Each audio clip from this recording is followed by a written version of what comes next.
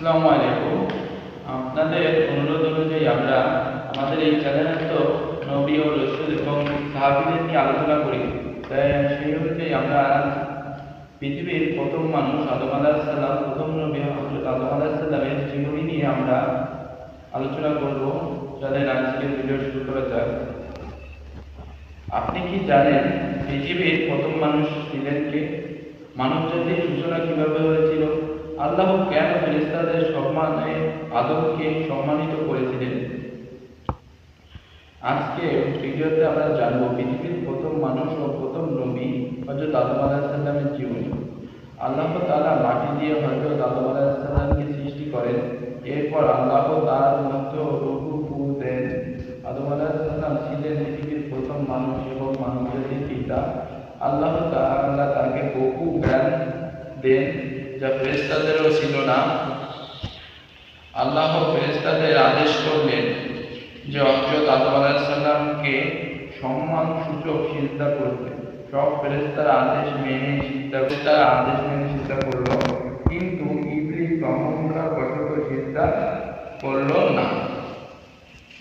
এই অহংকারের কারণে ইবলীস আল্লাহর রহমত হইতে বিতাড়িত হল।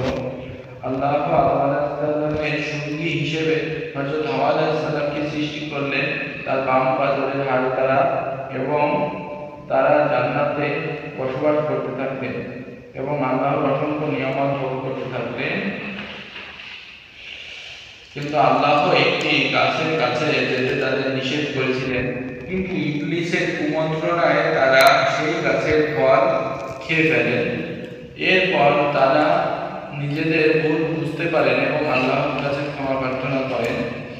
আল্লাহ তাআলা তাদের পৃথিবীতে পাঠিয়ে দেন। আল্লাহ তাআলা তাদের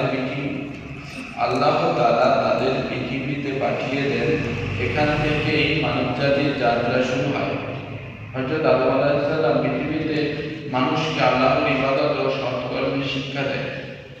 আদম আলাইহিস সালামের জীবনী আমাদের শেখায় অহংকার ধ্বংসের কারণ, ভুল করলে তওবা করতে হবে, শয়তানের ধোঁকা থেকে বাঁচতে হবে এবং সবসময় আল্লাহর আদেশ মেনে চলতে হবে।